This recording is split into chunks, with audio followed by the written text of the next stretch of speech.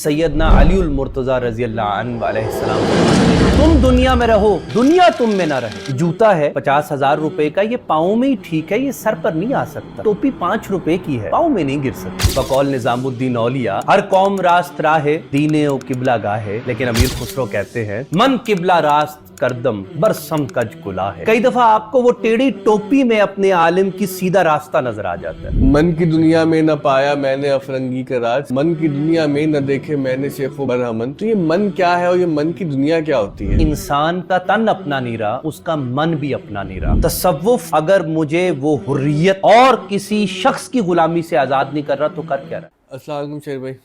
वालेकुम अस्सलाम नजम भाई।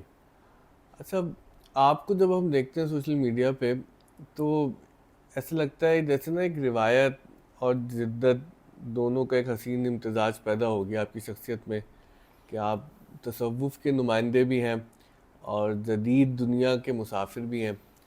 गो के अगर हम एक अमूमी तासुर की बात करें तो यूँ लगता है कि जैसे कि जो खुदा की मार्फत के लिए, खुदा की तलाश के लिए सफ़र शुरू करता है तो वो तरके दुनिया और दुनिया को छोड़ना और दुनिया से बेरग़बती पैदा करने के सफ़र में चला जाता है।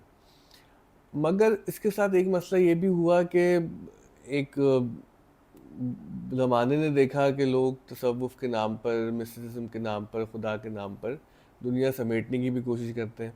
तो आज अगर हम एक नौजवान की बात करें तो वो ये देखता है कि जो लोग हमें खुदा की तरफ बुलाते हैं किसी ख़ास हुलिये के साथ, किसी ख़ास गेटअप के साथ, तो मकसद उनके बाद में कुछ ना कुछ ऐसा ही निकलता है कि जो हमें तो अल्लाह की तरफ ले जाता है लेकिन वो हज़रत की दुनिया बना देता है। तो सबसे पहले इस तासुर पे अगर आप बात करें कि जो लोग खुदा का नाम ले रहे हैं और फिर ख़ास तौर पर उसके अंदर तसव्वुफ़, मिस्टिसिज्म और इस तरह की कोई ऑकल्ट रिवायत का, कोई एसोटेरिज्म की बात करते हैं, तो वो अक्सर और बेशतर ऐसा क्यों निकलता है कि कोई ना कोई कहानी वो ओशो वाली निकल के आती है आखिर में? नजम भाई बहुत शुक्रिया आने का और मदू करने का, वक्त देने का। इंसान अपने बातिन के बग़ैर नामुकम्मल है। इंसान की जो बातनी उफ्ताद है वो उसको तलब के तौर पे सफ़र करवाती रहती है मुख्तलिफ़ मनाजिल से, वादियों से। नफ्सियात में जो बड़ा शाकिला है वो कभी बेतरतीब हो जाता है, कभी उसमें तामीर का अमल होता है। जो दौरे जदीद है इसकी जिद्दत की बनावट ऐसी है कि इंसान अगर बातिन को खलूस से नहीं भी पहचानना चाहता तो उसकी तरफ माइल ज़रूर होता है। तभी तो बातनी रिवायात की शक्लें जाबजा आपको नज़र आती हैं। कहीं सनातन धर्म, योगा के आसन, कुंडलियानी, दूसरी तरफ बौद्ध धर्म है, फिर सिख धर्म में एक बड़ी रिवायत मौजूद है। यहूद ने कबला को ईजाद किया और उसको बाकायदा एक रिवायत के तौर पर चलाया। इसी तरह एक बड़ी रिवायत मसीही बहन भाइयों के यहाँ भी है। हमारे यहाँ इस्लाम में जदीद दौर के साथ तसव्वुफ़ की इस्तिलाहात के अंदर भी ऐसा रोमांटिसिज्म पैदा किया गया जिसने जदीद ज़हन को एक नया खाका बना कर दिया। अगर आप मुझसे कहें कि इसकी क्या तारीफ़ वज़ा की जाए या ये इम्तिज़ाज पैदा कैसे होता है, तो ये हर दौर में ही पैदा होता रहा है। ऐसा मुमकिन नहीं हो सकता कि इंसान की फ़ितरी ज़रूरतों के लिए बहुत सारे इदारे वजूद में ना आएँ।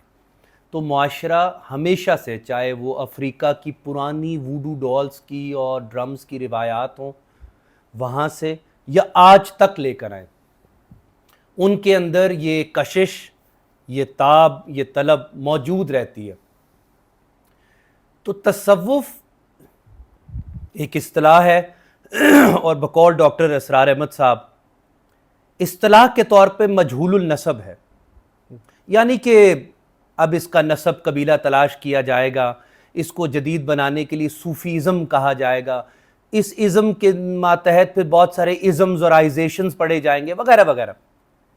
क्या ये इल्मुल एहसान है?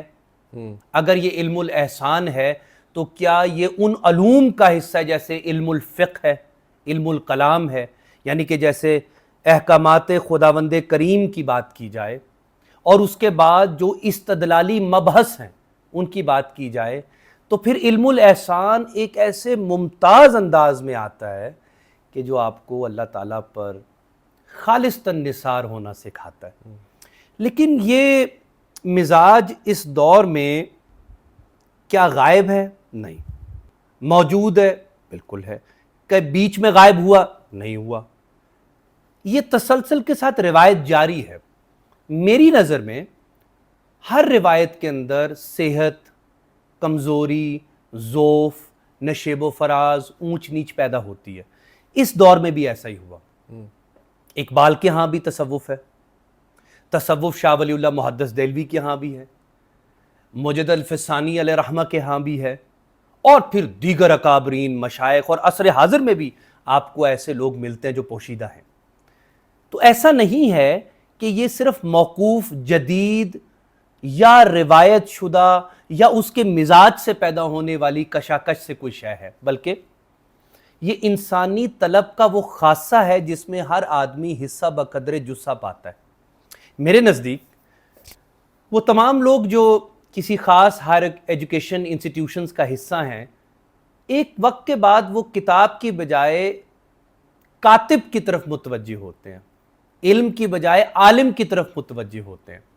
کیونکہ ہم بالکل انفارمل ڈسکشن کر رہے ہیں تو اس لیے میں اس زاویہ فکر تک لانا چاہتا ہوں جہاں تک شاید ہمارے لوگ سمجھیں کہ تمام میٹافزیکل یا بھیتر باطن یا انسان کی باطنی آوازیں ایسی ہیں جو دبائی نہیں جا سکتی، دبتی نہیں ہیں. ہاں اس کی شکلیں تبدیل ہوتی رہتی ہیں اور اس کے مزاج اور ذوق کے مطابق ہر طرح کی روایت اور مارکیٹ میں دکان بھی کھل جاتی ہے، جس کی طرف آپ نے اشارہ کیا. اب اس میں ہمارا فرض کیا بنتا ہے یا ذمہ داری کیا بنتی ہے کہ اس نفسہ نفسی گوناگونی اور بہتات علم کے دور میں اس کو ایک ذوقی اور احوالی روایت کا نمائندہ حصہ بنا کر دکھائیں. یعنی علم صرف کال میں نہ رہے، علم حال بھی بنے، علم وجود و شعور کا سرچشمہ بھی بنے. ایسی صورت میں ہم دیکھتے ہیں کہ ہمارے ہاں وہ دکانیں زیادہ چمکتی ہیں یا پنپتی ہیں یا پھلتی پھولتی ہیں جس میں آسانی سے سمجھ آنے والی کتابیں بہت چمکدار سرورق کے ساتھ چھاپی جاتی ہیں اور بچے اس کو پڑھتے ہیں. مولانا کی مثنوی سے دور ہیں، دیوان شمس سے دور ہیں، فی ما فی سے دور ہیں، غنیت الطالبین، سر الاسرار اور فتوح الغیب، وعارف المعارف. اب ان کتابوں کی اصطلاحات نام لینے مشکل ہے، لیکن اگر آپ دوسری طرف دیکھیں گے تو بہت ساری ایسی کتابیں مارکیٹ میں اویلیبل ہیں جو تصوف کے نام پر ڈھول پیٹ رہی ہیں. ایسا نہیں ہے کہ ہم سے پہلے لوگوں نے اس کی کوئی داغ بیل نہیں ڈالی. ممتاز مفتی ہیں، قدرت اللہ شہاب ہیں، آپ ان کو جس بھی پیٹے میں رکھیں، لیکن ان کی کاوش یہ تھی کہ اس سبیل سے یا اس موضوع میں سے کچھ ایسا برآمد کیا جائے کہ لوگوں کے اندر دین سے وابستہ رہنے کا احوالی ذوق قائم ہو جائے. صحیح. میرے اندر یہ جو سفر ہے اس کا آغاز بھی نامعلوم فطرت سے ہے، میری اپنی طلب سے ہے، میری ضرورتوں کے پورا یا نہ پورا ہونے سے ہے، معلوم نہیں. لیکن اس کے نتیجے میں میری جستجو کتابوں تک محدود نہیں رہی، اساتذہ اور بڑے بڑے مشائخ اور علماء کی صحبت تک گئی. ایسی صورت میں جو مزاج وجود میں آتا ہے وہ روایت کے تسلسل کے ساتھ جدت اور عہد کی ہم آہنگی بھی پیدا کر لیتا ہے، اور یہ ایک ریئرٹی ہے، یعنی کہ ایک بہت ایسی چیز ہے جو نایاب ہے. اب کیا یہ دوسروں میں پیدا ہو سکتی ہے؟ بالکل پیدا ہو سکتی ہے. کیا اس کو انسٹیٹیوشنلائزڈ کیا جا سکتا ہے؟ بالکل کیا جا سکتا ہے. ہمارے ہاں تصوف کی ایک گہری روایت آپ کو ترکوں کے ہاں ملتی ہے، اور ابھی ترکیہ کے اندر جو ورلنگ درویش ہیں اس کو باقاعدہ ایک انسٹیٹیوشنلائزڈ شکل دے دی گئی ہے. وہ ایک علیحدہ حصہ ہے، اس پر ہم پھر کبھی بات کریں گے. اب یہ جو مدارج ہیں، یہ جو سیڑھیاں ہیں، اس کو طے کرنے کے ذوقی رستے بھی ہیں، علمی بھی ہیں، احوالی بھی ہیں، استدلالی بھی ہیں، عقلی بھی ہیں، نفسیاتی بھی ہیں. اب آپ اپنے زور کے مطابق، اپنی شخصیت اور اس کی طلب کے مطابق چلتے پھرتے ہیں اور اس میدان کے اندر آنکھیں کھول کر جستجو کرتے ہیں کہ کس طرف رجوع کروں. تو میرے نزدیک یہ ریت پر لگے ہوئے ایسے پاؤں یا نقش پا ہیں کہ جس کے اندر آپ نے ایک نقش پا پر اپنا پاؤں رکھ کر دیکھنا ہے کہ میرا پورا آتا ہے کہ نہیں آتا ہے. کیونکہ ساری باتیں ہی بقول نظام الدین اولیاء ہر قوم راست راہے دین و قبلہ گاہے، لیکن امیر خسرو کہتے ہیں من قبلہ راست کردم بر سمت کج کلا ہے. کئی دفعہ آپ کو وہ ٹیڑھی ٹوپی میں اپنے عالم کی سیدھا راستہ نظر آ جاتا ہے. اب اس کو آسان یا مسٹیکل وے میں کہہ کر دیکھتے ہیں، یا اس کو ذرا علاقائی رنگ دیتے ہیں. دیکھیں، استری اگر ٹھنڈی پڑی ہے تو وہ آپ کے کپڑوں کی سلوٹیں اور شکنیں نہیں اتارے گی، اس کے کسبل دور نہیں کرے گی. ہے وہ اپنی مائیت حیت اور نام میں استری، شکل اور وضاقتہ میں بھی استری ہے، تا وقتے کہ اس کی کیبل کو کنیکٹ نہ کر دیا جائے، اس کی حرارت کو ایک موزوں ٹیمپریچر کے اوپر فکس نہ کر دیا جائے. اب وہ کپڑے کے مطابقت اس کے اندر سے شکنے اور سلوٹیں دور کرے گی. اس سے مراد کیا ہے؟ بنیادی چیز ہے کنیکٹیوٹی. انسان جس طرح باہر کی دنیا سے کنیکٹ ہوتا ہے، وہ اپنی باطن کی دنیا سے بھی کائنات سے کنیکٹ ہونا چاہتا ہے. جس طرح باہر کی دنیا میں کنیکشنز کی رینجز، کنیکشنز کے بہت سارے مظاہر موجود ہیں، باطن کے سفر کے لیے بھی مظاہر اور احوال موجود ہیں. اب ہم انسان کی اس فطری ضرورت کو مبہوس کر کے مار تو نہیں سکتے، قتل تو نہیں کر سکتے. اس صورت میں وہ تمام بچے جو کسی بھی تئیں یہ کوشش کرتے ہیں کہ میں یہ کتاب پڑھ لوں، فلاں کسی کا دیباچہ پڑھ لوں، کوئی بزرگ ہیں وہاں محفل ہوتی ہے، اگر ذکر نہیں تو کم سے کم کوئی قوالی سن لوں، جو بات کے موضوع ہم اس پر آئیں گے، تو مجھے لگتا ہے کہ اس کے اندر کوئی بہت نقصان کی بات نہ ہے. کیونکہ انسان کے باطنی انجن کے اندر طلب کے کوئلے کی آگ لگی رہنی چاہیے تاکہ وہ چلتا رہے، اس کے اندر ایک کشاکش جاری رہے. تو میرے نزدیک یہ ایک ایسا انفرادی معاملہ ہے جو باطنی تو ہے، لیکن اس کی بہت ساری شکلیں معاشرے میں نظر آتی ہیں. کہیں دنیا کی شکل میں، یعنی وہ جو طالب جاہ ہیں، طالب جاہ و حشم ہیں، طالب دنیا ہے، اور وہ جو واقعتاً ترک معصیت کرنا چاہتے ہیں اور نیکی کی طرف آنا چاہتے ہیں. اب کیا دنیا دار اللہ کا مقبول ہو سکتا ہے؟ جی بالکل ہو سکتا ہے.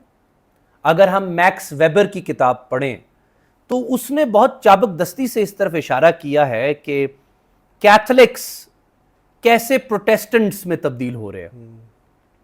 میں اس طرف اس کو تھیورائز یا منطبق نہ کروں گا اپنی نفسیات کے حوالے سے، لیکن اگر دیکھا جائے تو ایسا ہوتا ہے.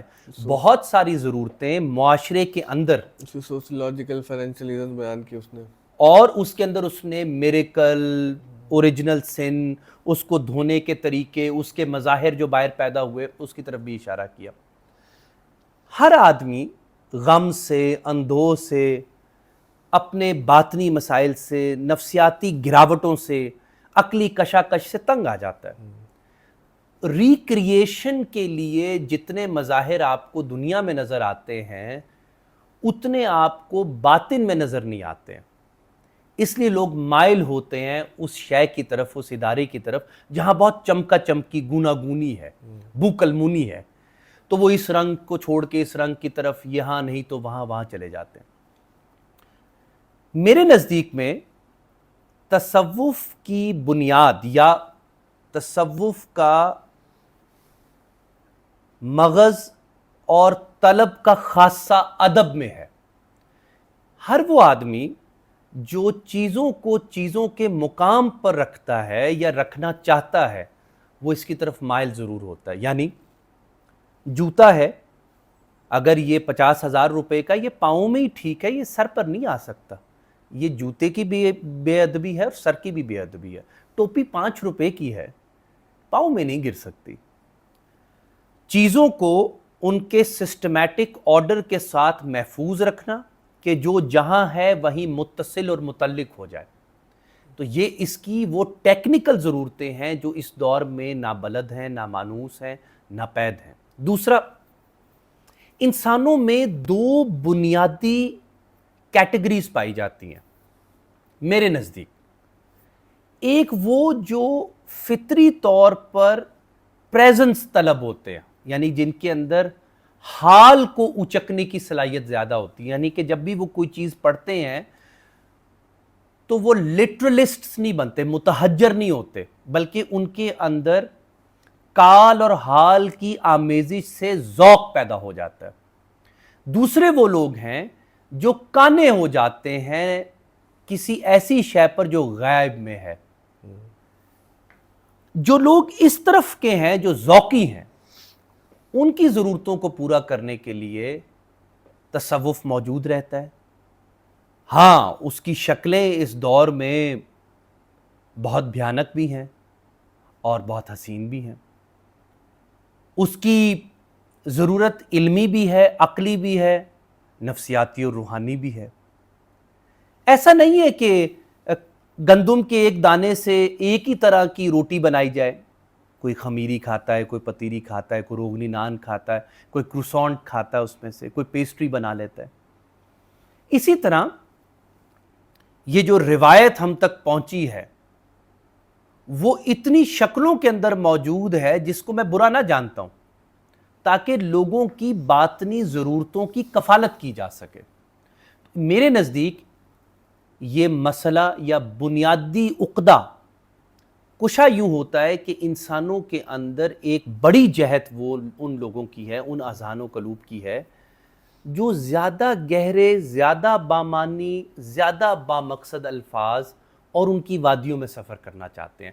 وہ اس پر قانے نہیں ہوتے کہ قل هو اللہ احد کا مطلب جو ترجمے میں لکھا ہے اس تک محفوظ کر لیا جائے اور ایمان کو اس پر ثبت کر لیا جائے، بلکہ وہ اس میں غواصی کرنا چاہتے ہیں، وہ اس میں تڑپ، خو، جستجو پیدا کرنا چاہتے ہیں۔ تبھی تو تصوف کی بڑی روایات میں آپ کو شاعری ملتی ہے، آپ کو اس میں اگر سنجیدہ لوگ نہ بھی ہوں تو موسیقی کا ذوق رکھنے والے ملیں گے۔ اب میں بالکل آج عجیب و غریب زاویے فکر کی طرف سے بات کر رہا ہوں۔ اسی لیے نہیں ٹوک رہا آپ کو، مطلب کہ بہاؤ چلتا رہا۔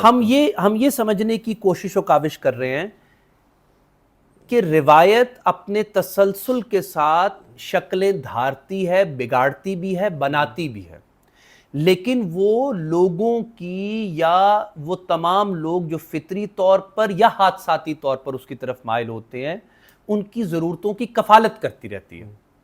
اب وہ آدمی بقول واصف صاحب جو کسی قافلے میں شامل ہوا اور اس کی نیت سچی ہے لیکن قافلہ راہزنوں کا ہے، تو وہ اپنے نیت کے بقدر فیض پا جائے گا۔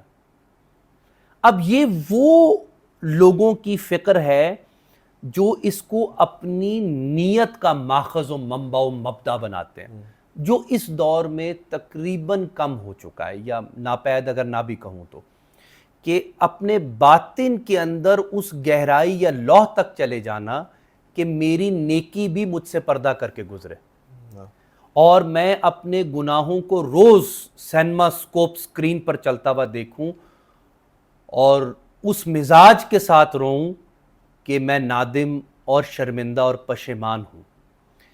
تو ایسی صورتحال اگر آپ کو معاشرے میں نہ ملے تو اس صورت میں ایک بڑی شکل روحانی دکانداری کی شکل میں نمودار ہوتی ہے یا ایمرج کر جاتی ہے۔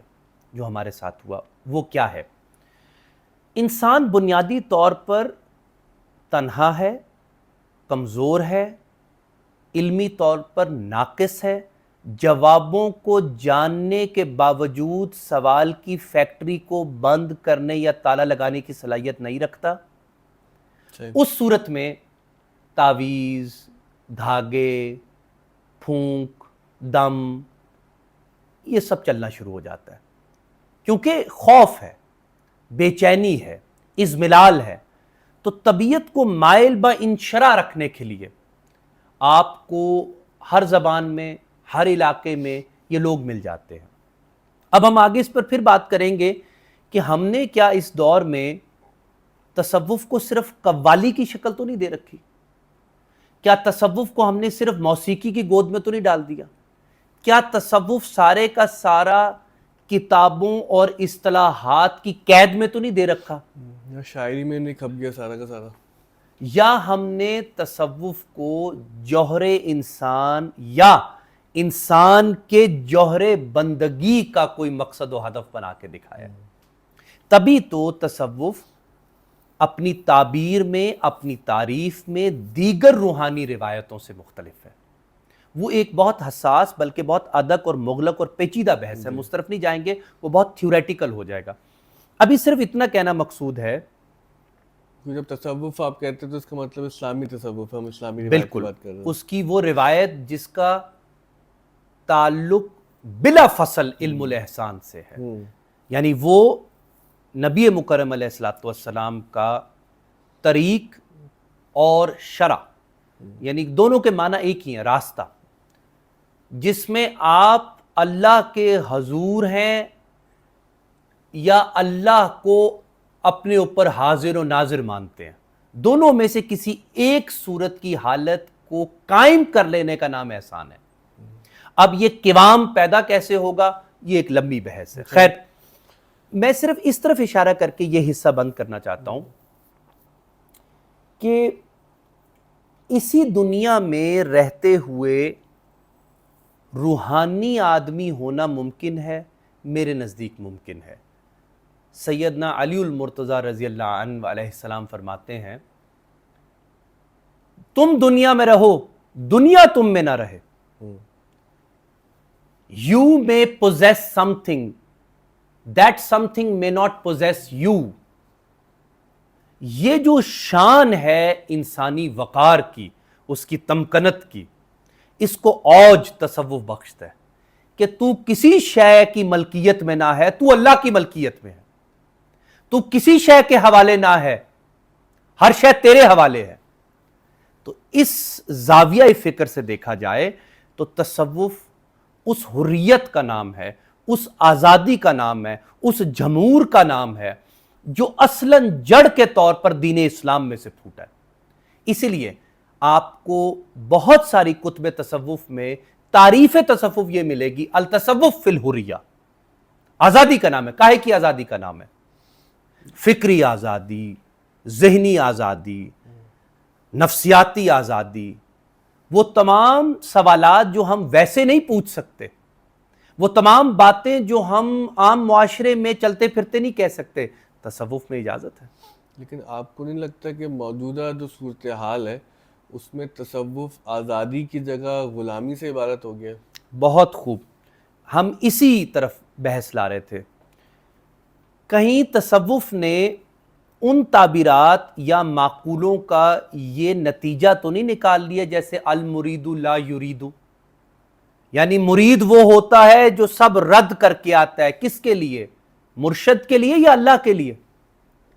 تو یہاں سے ایک بڑی بحث چھڑتی ہے، کیا تصوف کا ہدف و مقصد اللہ تبارک و تعالیٰ کی غلامی ہے یا انسانوں کی غلامی ہے؟ معاذ اللہ، نعوذ باللہ من ذالک، جو ایک نتیجہ برآمد ہو رہا ہے.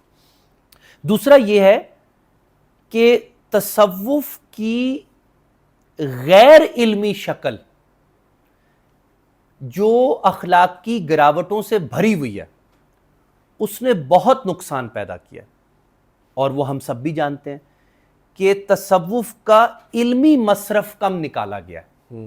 حالانکہ اگر دیکھا جائے تو فقہ اور کلام بھی استمداد یا تلذذ اور تلذذ ایمان تصوف سے لیا کرتے تھے، علم الاحسان سے لیا کرتے تھے. ایک روایت بھری پڑی ہے علماء کی، اولیاء کی، صوفیاء کی، تابعین کی، تبع تابعین کی، خود اصحاب رسول کی زندگی سے رضوان علیہم اجمعین ہم یہ واقعات کشید کر سکتے ہیں. انسان ہر قانون سے بڑا ہے، لیکن وہ جس قانون کے تابع اپنے آپ کو رکھتا ہے وہ وہی ہے. جب کوئی آدمی وحی کی نسبت سے الہام و القا کا استعمال کرے، جس کو کشف بھی کہتے ہیں، تو لوگ یقیناً ہیبت زدہ ہو جاتے ہیں، مبہوت ہو جاتے ہیں، غلامی پر اتر آتے ہیں. لیکن اس کا ایک زیادہ سوشل اور ٹیکنیکل پہلو بھی ہے، سائیکولوجیکل بھی ہے. وہ ہے ہماری برِ صغیر کی تہذیب. یہاں پہ گرو چیلے کا تصور رہا، गुरु बिन ज्ञान, ज्ञान बिन भक्ति, सब अकारत जावे है। कि आपने जो भी ज्ञान कशीद किया, जिसको दर्शन इत नहीं उसको दर्शन उत नहीं, मतलब दीदे पीर दीदे खुदा, ये तमाम बातें मिलती हैं। गुरु चेला, मुर्शद मुरीद, फनाफि शेख तक जो बात डली ये तमाम बातें दुरुस्त हैं, ये अदब के तनाजुर में की जा सकती हैं, लेकिन अगर इसको तहजीबी रिवायत से देखा जाए तो इसका इस्तदलाल मौजूद है। इसके मनफी पहलू भी हैं, मस्बत पहलू भी हैं। फिर मैं कहूँगा, मेरे नज़दीक जो बुनियादी पहलू लाइक तशवीश है वो ये कि तसव्वुफ तो खुद एक बड़े मकसद का हिस्सा है, कहीं वो खुद मकसद तो नहीं बन गया। कई दफ़ा हम जिस तहरीक को लेकर चलते हैं वो किसी बड़े हदफ व मकसद की खातिर होती है, कहीं वो तहरीक खुद तो मकसद ना बन गई। इस ज़मन में बहुत सारी तहरीकें, फिर बहुत सारी तहरीकों में जम हुई। भक्ति तहरीक है, बहुत सारी शायरी की इस्तिलाहात जब इलाकाई ज़बानों में उतरी तो सरयान और हलूल और शिरक तक जा पहुंची। उस सूरत में तसव्वुफ की मसनद इरशाद से एक इल्मी रिवायत मौजूद है जो तकवीनी रिवायत से मुख्तलिफ है, जिसमें मज्जुबीन हैं, वो लोग जो साहिबान हाल हैं, लेकिन वो तमाम लोग जिनका ताल्लुक इल्म की रिवायत से है, फ़िक़्ह से है, कुरान व हदीस से है, वो कहाँ छुपे बैठे हैं या गुमसुम हैं, या शायद मार्केट में डिमांड ना है कि ऐसा पीर ना चाहिए जो हमें नमाज पढ़ाए और तहज्जुद के लिए उठाए, ऐसा पीर चाहिए जो सहूलत दे और उसमें कशाइश इतनी हो कि वो यहाँ से भी कोई रास्ता पगडंडी निकाल दे, यहाँ से भी निकाल दे। तो ये वो तमाम हमारे और आपके दिल के फपोले हैं जो आज हम एक दूसरे से साझे कर रहे हैं कि वाक़यतन तसव्वुफ अगर मुझे वो हुर्रियत, वो आज़ादी, वो मेरी अपनी ज़ाती ग़ुलामी, शख्सी इनफरादी ग़ुलामी और किसी शख्स की ग़ुलामी से आज़ाद नहीं कर रहा तो कर क्या रहा है। गालिबन अल्लाह कमी बेशी माफ़ फरमाए, सैयदना इमाम अली रज़ा रज़ी अल्लाह अन्हु से रिवायत है कि आप एक दरवाज़े से गुज़र रहे थे, गली से गुज़र रहे थे, तो एक दरवाज़े से आवाज़ आई तान तंबूरे की और वहाँ पे कोई मौसीकी वगैरह थी। उसकी सीढ़ियों पर एक खादिम बैठा हुआ था। तो सैयदना इमाम अली रज़ा ने पूछा कि ये घर किसी आज़ाद का है या ग़ुलाम का है? तो अंदर से किसी ने बहुत रऊनत और तफाखुर और तकब्बुर से कहा आज़ाद का है। हज़रत सैयदना अली रज़ा आगे चले गए। जितनी देर में उसको इतना मिली कि इमाम अली रज़ा ये कहते थे, वो नंगे सर नंगे पांव दौड़ा, हुजूर मुझे ये आज़ादी कबूल ना है, मैं ग़ुलाम। फरमाया नहीं, आज से तुम आज़ाद हो। अब हमें यह भी तय करना है कि कौन सी आज़ादी की तरफ इशारा किया जा रहा है। आज जो चलन और रिवायत है वो क्या है? मैं ठीक यही पढ़ाता हूं एंथ्रोपोलॉजिकली, डेवलपमेंट स्टडीज के हवाले से। किससे आज़ादी चाहता है इंसान? अल्लाह से चाहता है, खुदा से चाहता है, किताबों से चाहता है, अहकामात से चाहता है, जिस्मानी बंदिशों से चाहता है। क्या ऐसी आज़ादी दरकार और मतलूब है? तो फिर ये तो मकसूद ना है इसका। हाँ, वो गुलामी जो बाकियों से आज़ाद कर दे, वो मतलूब व मकसूद है तसव्वुफ का। तो ये जो गुलामी का चलन है ये रिवायत में भी मौजूद है, और इस गुलामी के खलूस के अंदर हमारे पास एक बड़ी रिवायत मिसाल दर मिसाल चली आ रही है। उसमें क्या हम हज़रत सैयदना बिलाल का नाम ना लेते हैं?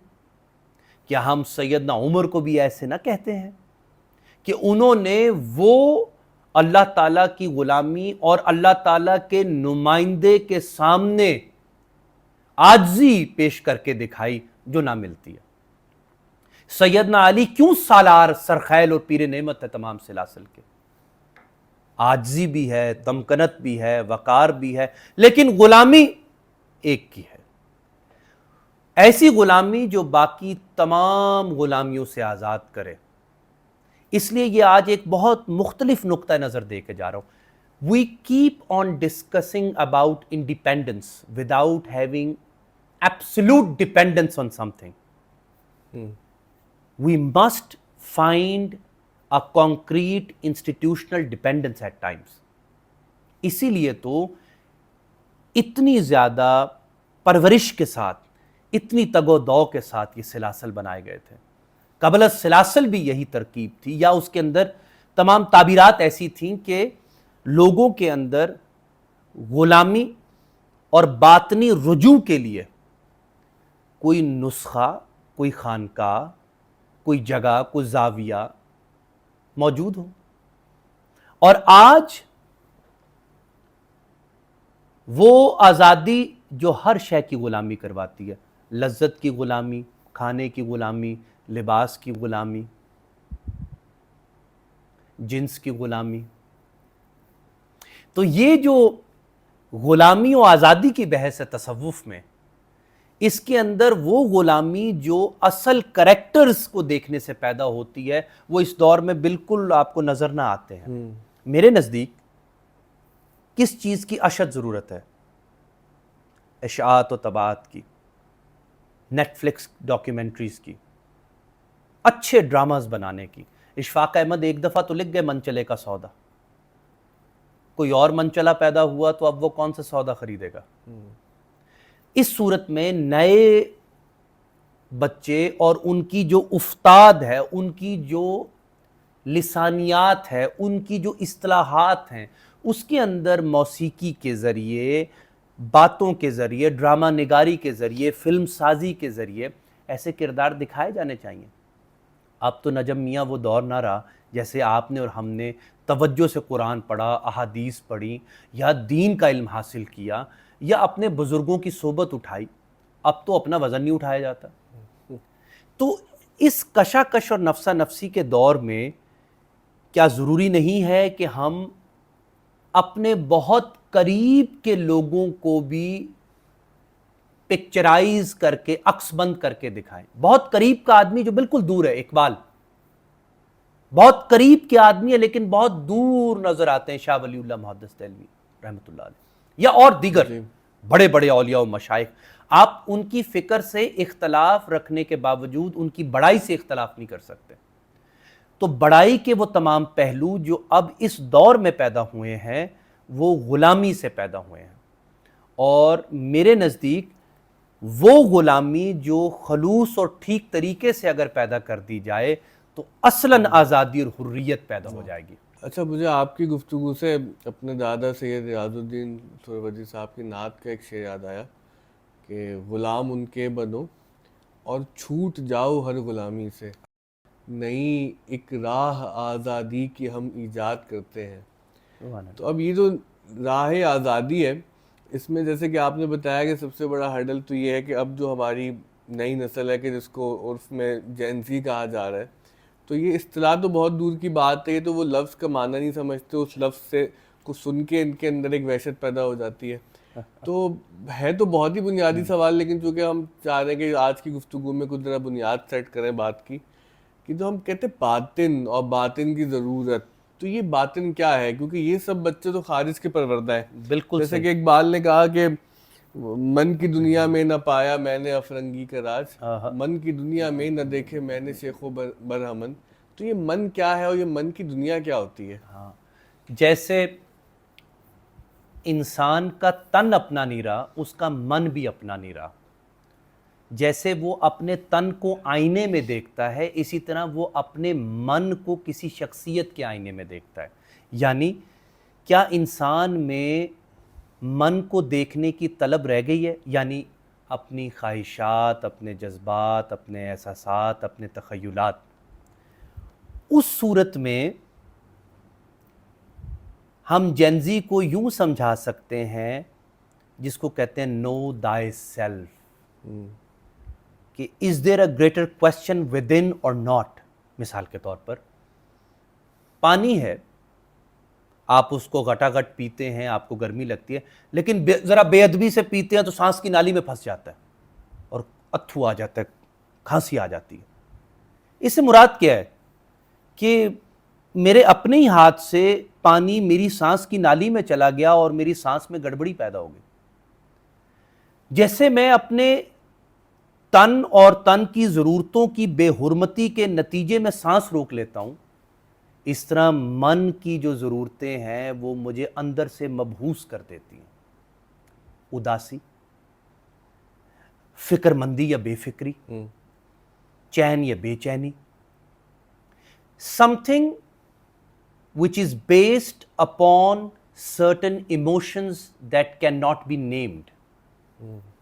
آپ سنیں گے کہ ایک اصطلاح بہت عام ہوئی اور اب تو ولگرائزڈ ہو گئی ہے، بوریت. What is boredom? اس کے اوپر پوسٹ کلونیل تھیرسٹ نے بہت کام کیا کیونکہ اس پہ کام کرنا بہت ضروری ہے. بوریت کیا موبائل کا دور ہو جانا ہے؟ بوریت انٹرنیٹ کا نہ آنا ہے؟ بوریت میرے من پسند وارڈروب کا نہ ہونا ہے؟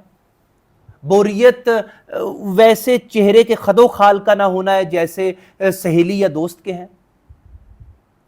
تو یہ وہ انسان کی باطنی ہوس و لالچ اور خواہشات کا مجموعہ ہے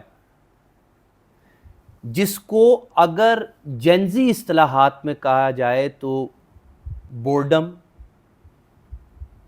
سرچنگ، کلیبریٹنگ، کنیکٹنگ، ریچارجنگ، اور یہ وہ تمام اصطلاحات ہیں جن کو تصوف نے بہت پہلے اکاؤنٹ فار کر لیا تھا. وہ کیا ہے؟ تمثیل میں گفتگو کرنا. جیسے میں آپ کو ابھی ایک بات سناتا ہوں، ہم نے ایک بزرگ سے سنی تھی، تو آپ دیکھیں کہ کتنی آسان بات ہے اگر کسی بھی حیت و ماہیت و بناوٹ اور نفسیات سے بات کرنے کی کوشش کی جائے. ایک چیونٹی اپنی بڑی چیونٹیوں سے کہتی ہے کہ مجھے اللہ کا گھر دیکھنے کی چاہت ہے، کعبۃ اللہ. بڑی چیونٹیاں کہتی ہیں کہ تیری چال چلن ایسی نہ ہے، تیرا چھپ ڈھب ایسا نہ ہے کہ تو پہنچ سکے. کتنا چل لے گی، پگلی مر جائے گی. لیکن ایک چیونٹی سیانی ہوتی ہے بڑی، وہ کہتی ہے اس کی اچھا و آدرش ہے. اب اس کو جواب تو دو. وہ سر جوڑتی ہیں اور وہ کہتی ہیں کہ اگر ہم تمہیں ایک طریق بتائیں تو ہمارا بھی سلام کہو گے؟ بلا شبہ کہیں گے. وہاں حرم کے کبوتر آتے ہیں دور، ہم تمہیں وہ راستہ دکھا دیں گے، وہاں تک پہنچ جاؤ. اور دیکھو جب تم حرم کے کبوتروں سے لپٹنا تو دانت سے نہ پکڑ لینا، ہاتھوں میں کوئی دنیا کا لباس نہ لے جانا یا کوئی مال متا نہ لے جانا، ہلکے پھلکے ہو کر جانا. اور کبوتر جا بجا رکے گا، کبھی یہاں کبھی وہاں، کبھی دانا چوگے گا، لیکن وہ جب کعبۃ اللہ تک پہنچے تو آنکھ کھول دینا. اس سے کیا مراد ہے؟ ایک تمثیلی واقعہ. ایٹ ٹائمز وہ تمام حقائق و معارف، سفر باطن کا ہو یا خارج کا، جتنا دور ہے اس کے بود و فصل کو کم کرنے کے لیے آپ کو کبوتر کے پیروں کی ضرورت ہے. ہم سب چیونٹیوں کی مانند ہیں. وہ تمام اصطلاحات اور وہ تمام رائمز، وہ تمام افسانوی کردار جن کا استعمال ہمسایہ ملک اور دیگر اور روایتوں نے کیا، ہم کاہے کو نہیں کر رہے؟ آپ کو جا بجا مولانا کی مثنوی کے اندر کریکٹرائزیشن ایسی ملتی ہے کہ جس کے اندر اینیمیشن ہے، یعنی بات معرفت تک بھی پہنچا رہی ہے اور معرفت کے ساتھ وہ کردار چلتا پھرتا آپ کو اپنے من میں نظر بھی آ رہا ہے. یعنی پانی پینے کے عمل کو آپ نبی مکرم کی سنت سے جوڑ دیں گے علیہ الصلوۃ والسلام اور سنائیں گے ایک واقعہ یا مثال. تو ہمارے ہاں جیسے قبلہ احمد جاوید صاحب بھی فرماتے ہیں، ہمارے اساتذہ فرماتے ہوتے ہیں کہ مثال دینے کا چلن ختم ہو گیا. چائے اتنی مزے کی ہے کہ جیسے، یہ پیڑ اتنا چھتنارا ہے کہ جیسے، نبی علیہ الصلوۃ والسلام کی محبت ہے ایسے کہ جیسے. تو جب ہم یہ لسانی جمع نفسیاتی پریکٹسز کا آغاز کرتے ہیں تو ہمیں سمجھ میں آتا ہے کہ جینزی سے بات کرنے کے اسالیب یا ڈھنگ اپنانے ہوں گے، چھوڑنا تو نہیں ہے. اور میرے نزدیک وہ اچھا برا بھی جانتے ہیں، وہ اپنی طلب میں بھی ہیں، وہ پہنچنا بھی چاہتے ہیں، وہ اپنے مسائل سے آشنا بھی ہیں۔ ہاں، ہم یہاں سے کیا ترویج و تدوین کر رہے ہیں؟ تو میرے نزدیک جو تصوف کے اندر کرداروں کو مثال بنانے کی صلاحیت ہے، اور سیلیسٹیل باڈیز، چاند کو، سورج کو، چاند کی چاندنی کو، چاند کی چاندنی چاند سے جدا ہوتی ہے تو پورے جگ کو روشن کرتی ہے، تو جدا ہونے میں، فراق میں کوئی برائی نہ، کتنی خوبصورت مثالیں ہیں۔ سوریا ادھے ہوتا ہے، یعنی سورج جب طلوع ہوتا ہے تو بود ادھے ہوتا ہے، یعنی باطن کے اندر روشنی ہوتی ہے۔ سورج صرف باہر طلوع نہیں ہوتا، تیرے اندر بھی طلوع ہوتا ہے۔ کتنی خوبصورت باتیں۔ اور اقبال نے تو جا بجا اپنی شاعری کے اندر سیلیسٹیل باڈیز اور نیچر سے کورسپونڈنس کر کے دکھائی ہے۔ تو وہ تمام چیزیں جو جینزی اب نہیں دیکھتی، یا ان کے فرسٹ 100 ورڈز ان کو یہ دیکھنے کی صلاحیت سے محروم رکھتے ہیں، یعنی اب وہ کہتے ہیں A for airplane not A for apple, یا وہ کہتے ہیں بے بلہ بے بکری نہیں، کیونکہ جو نصیب ہے کھیلنے کو اسی اصطلاح سے مانوس ہوں گے، بکری کہاں دیکھی ہے۔ تو یہ تمام اصطلاحات جن سے اب جنزی مانوس ہے، تو آپ اور مجھ جیسے اور ہم جیسے اور ہمارے بھائی بہن اس پر ڈول ڈالیں کہ ان سے یہ بات کیسے کی جا سکتی ہے کہ جو انسان کا فطری باطنی خلا ہے اس کو پر کرنے کے کیا طریق موجود ہے۔ کیا واقعتاً کوئی اسلوب ہے کہ ہم ان سے یہ بات کر سکتے؟ کریں تو کیسے کریں؟ Should we give them case studies? Should we give them lectures in a way کہ وہ animated ہونے چاہیے؟ Should we give them text اور curriculum؟ معلوم نہیں کیا۔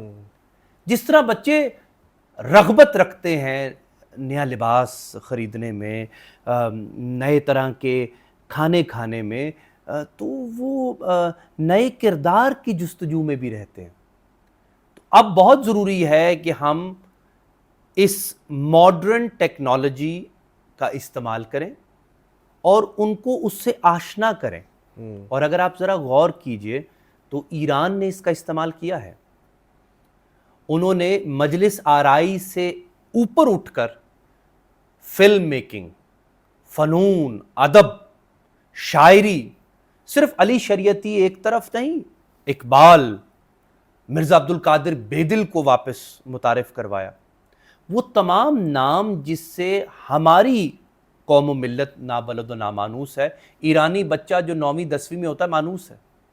اس سے مراد ہے کہ یہ گنجائش اور کشائش موجود ہے اگر تہذیبی سقط ہو، اور اگر آپ اس کو اپنی ایمانی غیرت کا حصہ بنا لیں کہ جو کردار میں اپنے بچے کو دکھاتا یا پڑھاتا ہوں، فار ایگزامپل نرسری رائمز ہو گئے، of the school is your set up for example, تو اسکولنگ ایج کے اندر ہم بچے کو جو کردار دکھاتے ہیں جس سے وہ مانوس ہوتا ہے، ویسے وہ سوالات پیدا کرتا ہے، ویسی وہ فکریں پیدا کرتا ہے۔ جن کھلونوں سے وہ کھیلتا ہے معاشرے سے بھی پھر ویسے ہی کھیلتا ہے۔ جب وہ پستول سے کھیلتا ہے تو پھر وہ معاشرے سے بھی بارود سے کھیلتا ہے۔ ہمارے ہاں کھلونے مختلف تھے، ہمارے ہاں کتابیں مختلف تھیں، لوریاں مختلف تھیں۔ اب یہ gadget, technology, I T inevitable ہے، کب تک بھاگیں گے اس سے دور؟ آنکھیں بند تو نہیں کر سکتے، اے آئی وغیرہ۔ We need to find a way to integrate something into it because others are doing it already۔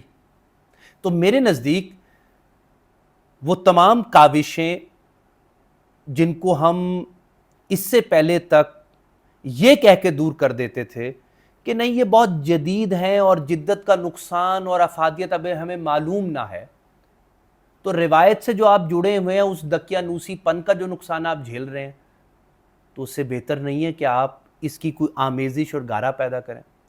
اور یہیں سے ہماری پوڈ کاسٹ کا آغاز ہوا تھا کہ اگر میری شخصیت کے اندر یہ دو چیزیں مل سکتی ہیں تو اس سے مراد یہ کہ یہ اجتماعی ضدین ممکن ہے، جو چیزیں اصلاً ضد میں ہیں وہ اکٹھی کی جا سکتی ہیں، اور ہم بچوں کو یہ چیزیں آج باور کروا سکتے ہیں، ان میں یہ طلب موجود ہے۔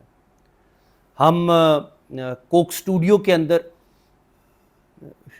Should I name it or not? You can name it. I'm so sorry, we will edit it. No, it's okay. No, मैं उनको लताड़ने लगा था. नहीं, रहने दे, हमारे पीछे पड़ जाएंगे. कह सकते हैं. हमने बहुत सारे म्यूजिकल स्टूडियोज बनाए हैं, उसमें नए नए गाने आते हैं, पुराने गानों को नया करके पेश किया जाता है, तो लोग सुनते.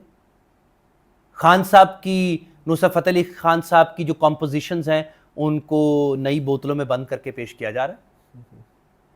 तो ऐसी क्या तराकीब हैं या क्या तदबीर की जाए कि अब आने वाली नस्ल तक ये बातनी हरारत पहुंचे. जैसे हमें लगता है कि जो माएँ किरदार अदा करती थी अब ऐसा ना है, तो इससे ये मुराद नहीं है कि माँ से ममता ख़त्म हो गई है, असलूब ममता सिर्फ तब्दील हुआ है. तो इस नए तासुर के साथ अपनी रिवायत को जोड़ना ये बड़े अजहान और कलूब का काम होता है. तो मेरे नज़दीक वो तमाम बड़ी फ़िक्रों को इकट्ठा करके, सिंक्रोनाइज्ड करके या इंटीग्रेट करके हमें किसी तरह से बरसरे पैकार लाना चाहिए. अच्छा, इस पे एक मसला ये है कि हमारे रिवायत में भी, और अब ख़ास तौर पर जो तजद्दुद पसंद तबका हमारा मजहबी ताबीर पेश करता है, तो उनका ये एतराज़ होता है कि वो क्या ऐसी चीज़ है जो दीन में मौजूद नहीं है जिसके लिए आपको तसव्वुफ़ प्रेजेंट करना पड़ रहा है. तो अगर for example in a world where there is no तसव्वुफ़, तो हमारे बच्चों पर, हमारी अगली नस्ल का ऐसा क्या नुकसान हो जाएगा? ठीक, बहुत खूब.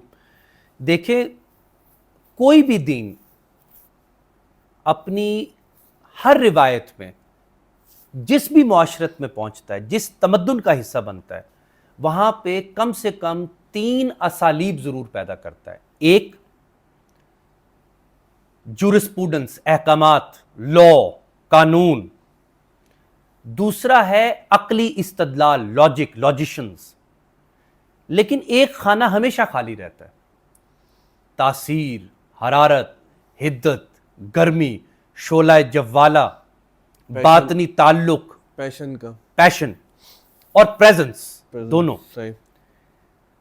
ये वो मकसद दीन है और मगज़ दीन है जिसको हम तसव्वुफ़ कहते हैं. तो तसव्वुफ़ मुझे तमाम तर ताकत रखने के बावजूद ताकत का इस्तेमाल करने से रोकती है. यही हज़रत अली का फ़लसफ़ा है. इतनी बड़ी ताकत सिर्फ आजिज़ी में होती है कि आप अपनी ताकत का इस्तेमाल नहीं करते. यही वो वाक़या करबला से सीखने वाली बातें हैं कि दीन के अंदर अहकामात और इस्तदलाल के साथ हरारत, गर्मी, पैशन और प्रेजेंस मौजूद है, जिसको बरूए कार लाए बिना आप मुकम्मल नहीं हो सकते. आपकी तकमील में खला पैदा हो जाएगा. तो इस खला को पुर करने के लिए ये तमाम नुमाइंदे आते रहते हैं. और मेरे नज़दीक बहुत कदावर एहसान करके गए हैं इकबाल. उन्होंने अपनी शायरी से हमारी अक्ली और हमारी कल्बी ज़रूरतों को पूरा किया. ये आज की बात ना है, लेकिन इस दौर में ज़्यादा रेलेवेंट है कि अक्ल और दिल ज़्यादा बहस में मुब्तला होते हैं. तो एक ही वक्त में या एक ही फिक्रे में दोनों को जवाब दे देना ये तकरीबन करामत है, बल्कि करामत है.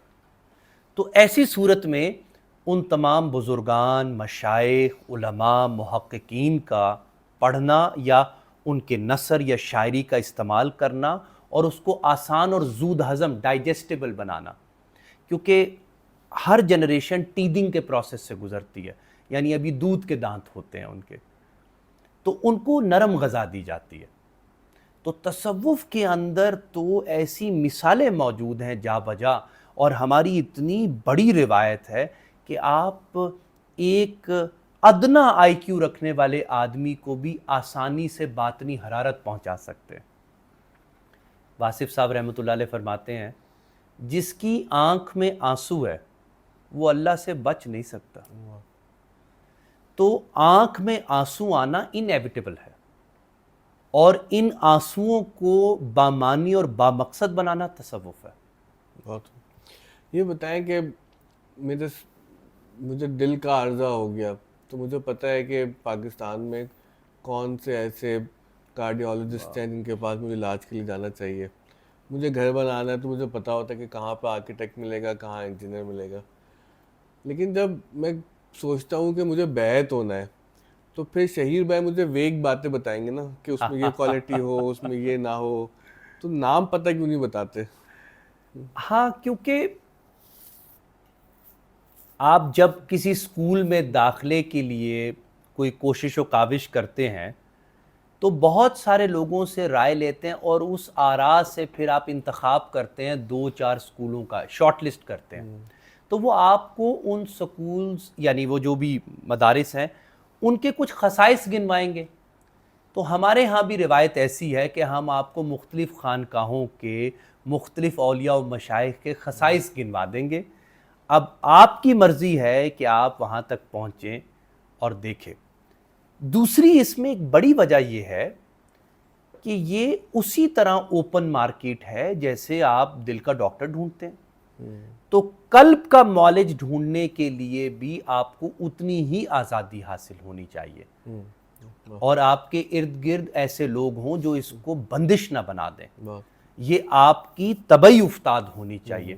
اگر یہ نیم پلیٹس اور یہ بڑے بڑے بورڈز لگ جائیں جو اب لگتے بھی ہیں تو اس صورت میں تصوف کی بنیاد دم توڑ جائے گی کہ آپ نے طلب کے لیے خو جستجو تڑپ اور اپنے اندر الہام و القا کی آواز کو سنتے ہوئے کسی آدمی سے دل کا رشتہ جوڑنا ہے نقصان و نفع سے ماورا ہو کر.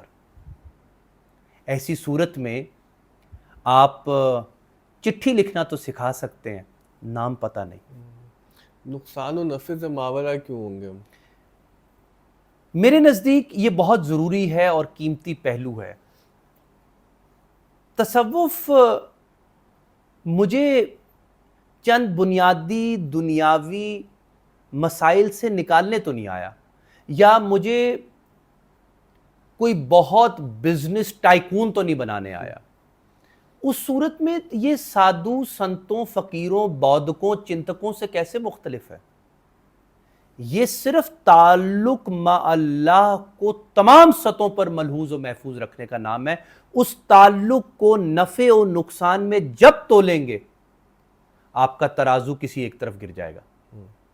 تو میرے نزدیک تصوف کی خالصتاً شان یہ ہے کہ وہ آپ کو نفع و نقصان سے ماورا ہو کر آپ کے انسانی شرف پر قائم ہونا سکھائے. تو شرف انسانی کی بقا اس میں ہے کہ آپ کے باطن کی تکمیل کے لیے آپ کو اپنی غلامی کا انتخاب پسند آ جائے. کیا بات. آخری سوال یہ کہ تصوف کے لٹریچر میں ہم یہ دیکھتے ہیں آپ جو شیوخ ہیں کہ جیسے وہ اپنی ڈومین سے سٹریچ کرتے ہیں اور وہ جورسپروڈنس پہ بھی چلے جاتے ہیں, وہ کلامی مباحث بھی اٹھاتے ہیں. تو جو نوجوان کسی کو جیسے اپنے دل کے عارضے کے لیے اپنے باطنی علاج کے لیے پسند کریں یا انتخاب کریں تو ان کو یہ کیسے سمجھنا چاہیے کہ آپ کا شیخ جو ہے نا وہ ہر لحاظ سے تو کامل نہیں ہو سکتا, وہ بھی ایک انسان ہے. لیکن تصور عموماً یہ ہوتا ہے کہ بھائی چونکہ ہمارے شیخ ہیں تو وہ کامل ہیں تو اب وہ محدث ہے یا نہیں ہے, لیکن حدیث پہ بھی وہ سند ہے. اب ان کو فقہ ان کا میدان ہے یا نہیں ہے, فقہ بھی ان کی سند ہے. تو یہ پھر ہم دیکھیں اصل میں تو جو شیخ ہے جو واقعتاً کامل شیخ ہے وہ تو پہلے ہی بتا دے گا کہ یہ میرا میدان ہے یا میرا میدان نہیں ہے, اور وہ اس سے واقف ہوگا یا پھر وہ اس کا اظہار کر دے گا. لیکن اب ہم بچوں کی تربیت کیسے کریں کہ وہ اپنے شیخ, دیکھیں نا اس میں ایک بڑا پیچیدہ مسئلہ ہے کہ آپ ایک ایسے استاد کے پاس جا رہے ہیں کہ جہاں پہ آپ کے استاد نے تو تربیت کرنی ہے لیکن آپ کو بھی بہت ویجیلنٹ رہنا ہے وہاں پہ. بہت خوب, بالکل یہ دو طرفہ ہے. اور جو آپ نے پہلا سوال کیا تھا اس سے مل رہا ہے. بے یہ عین سے لفظ بیعت نکلا, بک جانا. وہ جو مال متاع عزت آبرو حرمت تمام کے ساتھ آپ بکے ہیں تو خریدنے والے نے بھی تو کچھ سودا کیا, اس پر اتنی ہی ذمہ داری عائد ہوتی ہے. اب سوال کے دوسرے حصے پر آتے ہیں جو آپ نے ابھی کیا. قبل السلاسل آپ کو ایسی روایات اور لٹریچر ملتے ہیں کہ جہاں پر شریعت اور طریقت ابھی 2 کیٹیگریز یا ٹرمینالوجیز نہ بنی تھی. یعنی تمام اولیاء و مشائخ محدث بھی تھے، مفسر بھی تھے، وہ معلم قرآن بھی تھے، اور وہ بڑے نابغہ روزگار معاملات طے کیا کرتے تھے۔ سلاسل کے بعد میں، یا سلاسل اگر کہنا بہت لوگوں کو پسند نہ بھی آئے تو بھی کہنا ضروری ہے کہ سلاسل نے انسانوں کے اندر جو فطری ذوقی امتیاز ہے اس کو ملحوظ و محفوظ رکھا ہے۔ سلسلہ نقش بند، سلسلہ قلندریہ یا قادریہ، سلسلہ چشتیہ، سلسلہ سہروردیہ، یہ تمام سلاسل اپنے ذوق اور احوال اور علمی مرتبت یعنی لٹریچر اس کے اندر مختلف ہیں۔ تو ہمارے اندر اتنی گنجائش موجود ہے صوفیوں میں کہ اگر کوئی جورسپوڈنس کی طرف زیادہ نہیں جانا چاہتا تو وہ ایک سلسلے کا انتخاب کر لے جن کا غلبہ کسی اور شے پر زیادہ ہے، اور دوسری طرف نہ جائے، اور اپنے شیخ سے اجازت لے کر کسی اور شیخ سے رجوع کر کے ان سے وہ علم حاصل کر لے جیسے پہلے ہوا کرتا تھا۔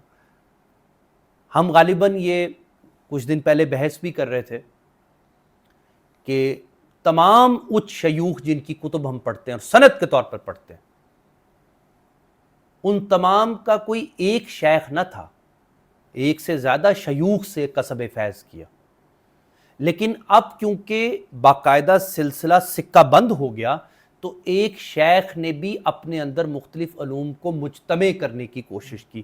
اب اس میں بنیادی گراوٹ یہ ہے کہ اتنی کرشماتی شخصیت سلسلے میں کڑی در کڑی مشکل ہی چلے۔ تو ایسی صورت میں میرے نزدیک جو آپ نے کلیہ بتایا وہ بہت ضروری ہے کہ کوئی بھی مرید یا کوئی بھی راہ سلوک کا مسافر یہ دیکھ لے کہ میرے شیخ فلاں سلسلے میں ہے، اس کا یہ ذوق زیادہ ہے اور یہ معاملات کے اندر ان کی توجہ کم ہے یا اس کے اندر مشق کم کر رکھی ہے، تو اگر آپ رغبت رکھتے ہیں تو ان سے اجازت لیجئے، اور یہ وفا کا تقاضا بھی ہے کہ میں اس طرف بھی کچھ کوشش و کاوش کرنا چاہتا ہوں، تو اگر اجازت دیں تو اس طرف بھی جائیں۔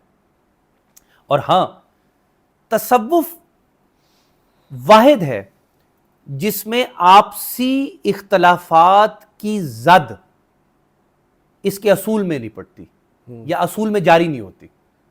مطلب میں نے کم ہی دیکھا ہے کہ سہروردیوں میں اور چشتیوں یا قادریوں کے اندر کوئی ایسا اختلاف پیدا ہو جائے جو ہمارے اصول میں جاری ہو جائے کہ آپ اور میں خدا کے تصور میں بھی مختلف دکھنے لگے۔ ایسا بالکل ممکن ہے، فقہ میں ممکن ہے، کلام میں ممکن ہے، اشعریوں میں اور ماتریدیوں میں اور معتزلہ میں، لیکن ہمارے ہاں یہ ممکن نہ ہے۔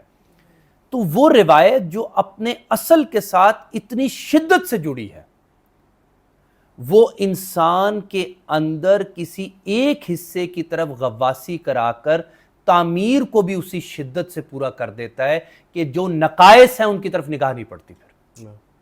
تو کیا اس کی وجہ یہ ہے کہ جو تصوف کا معاملہ اصلاً ذوق کے ساتھ ہے، اصول کے ساتھ ہے بھی نہیں؟ اس کو یوں کہنا بھی درست ہے کہ انسان اصلاً دیکھا جائے تو اصولی سے زیادہ ذوقی وجود ہے، اور ذوق کے اوپر استخوانی گرفت اولیاء و مشائخ کی ہے، اور وہ ماہر نفسیات ہی تو تھے۔ اور اگر ہم مولانا کے اس شعر پر اپنے پوڈ کاسٹ کو سمیٹے تو کیا ہی شان ہوگی۔ شاد باش اے عشق خوش سودائے ماں، طبیب جملہ علت ہائے ماں، اے دوائے نخوت و ناموس ماں، اے عشق تو افلاطون و جالینوس ماں۔ کہ کیسے عشق کے اندر یہ تصوف جو عشق ہمیں پیدا کر کے دیتا ہے اس کے اندر یہ تاثیر موجود ہے کہ وہ افلاطونی اور جالینوسی طریق پیدا کر دیتا ہے، یعنی وہ تمام گراوٹیں اور شکنیں اور سلوٹیں جو میری ذہن میں پڑی ہوئی ہیں اور جو میری طبیعت میں پڑی ہوئی ہیں اس کو یکدم کھول کے رکھ دیتا ہے۔ تو شخصیت کسی سے متاثر ہونے کی صورت میں زیادہ تیزی سے متحرک ہوتی ہے۔ بہت بہت خوب گفتگو کی آپ نے، اور میری درخواست ہوگی آپ کراچی تشریف لائیں تو وہاں پر ہم کچھ تسلی سے اور چیزیں ریکارڈ کریں گے. اور خاص طور پہ میں چاہوں گا کہ اگر آپ کو کراچی آنا ہو ورنہ میں دوبارہ اسلام آباد آؤں, تو یہ جو سلاسل کی بحث ہے تصوف میں, کیونکہ اس کو بہت لوگوں نے اپنے اپنے رنگ سے بیان کیا ہے, میں چاہوں گا کہ جو ہماری نوجوان نسل ہے ان کو سمجھانے کے لیے ہم آپ سے یہ سمجھیں کہ یہ ماقبل سلاسل تصوف کیا تھا, پھر سلاسل بننے کی کیا وجوہات ہوئی, اور پھر اس کے بعد جو نتائج ہم نے دیکھے تو وہ پھر اب تصوف کی موجودہ شکل کیا ہے. بہت شکریہ آپ کی گفتگو کا, بہت ہی. اور نجم بھائی ایک جی چیز اور جی جی آپ کے توسط اور جی توسل سے, جی ہم اگلی دفعہ یہ بھی ایک بحث اٹھاتے ہیں جو مجھے لگتا ہے اچھوتا موضوع ہوگا اور آپ کے پوڈ کاسٹ کے توسط سے ہمارے سامعین اور ناظرین تک جائے گا, کہ تصوف ایک روایت کے طور پر مختلف معاشروں میں کیا لسانی احسانات کرتی آئی ہے, لنگوسٹک ٹرمنالوجیز, شاعری کے تناظر کے اندر, ادب کے تناظر کے اندر, تفسیر کے اندر, تو ایسے ایسے آپ کو مظاہر ملتے ہیں کہ وہ ہوش ربا ہیں. بہت خوب, بہت خوب, ضرور انشاءاللہ. کیونکہ دیکھیں نا وہ تصوف کے ساتھ مسئلہ وہی نا کہ اقبال وہ کہ تصوف کے نمائندے, لیکن وہاں پر بھی وہ تمدن, تصوف, شریعت, کلام, بتان عجم کے پجاری تمام, حقیقت خرافات میں کھو گئی, یہ امت روایات میں کھو گئی, بجھی عشق کی آگ اندھیر ہے, مسلمان نہیں خاک کا ڈھیر ہے. تو یہ بہت اہم موضوع ہے اور میرے خیال سے یہ بڑا ایور گرین موضوع ہے. لیکن اس میں آپ نے بڑی اچھی بات کی کہ ایک نسل جب بڑی ہوتی ہے تو اس کے پہلے وہ ٹیتھ آتے ہیں نا, دودھ کے دانت بھی آتے ہیں نا, تو یہ بہت ضروری ہے کہ اس موضوع کو, اس گفتگو کو, اس کانورزیشن کو, اس ڈسکورس کو اپنے بڑھانے کے لیے ہم اپنا حصہ ڈالتے رہیں. اور جنہوں نے پوڈ کاسٹ دیکھا, آپ لوگ بھی اپنا حصہ کامنٹس کی صورت میں, فیڈ بیک کی صورت میں ضرور دیجیے. آپ کے نزدیک تصوف کیا ہے اور آپ کا اپنا تجربہ اس انسٹیٹیوشن کے ساتھ کیا رہا, اور کیا تصوف کو انسٹیٹیوشنلائز کرنا چاہیے یا نہیں.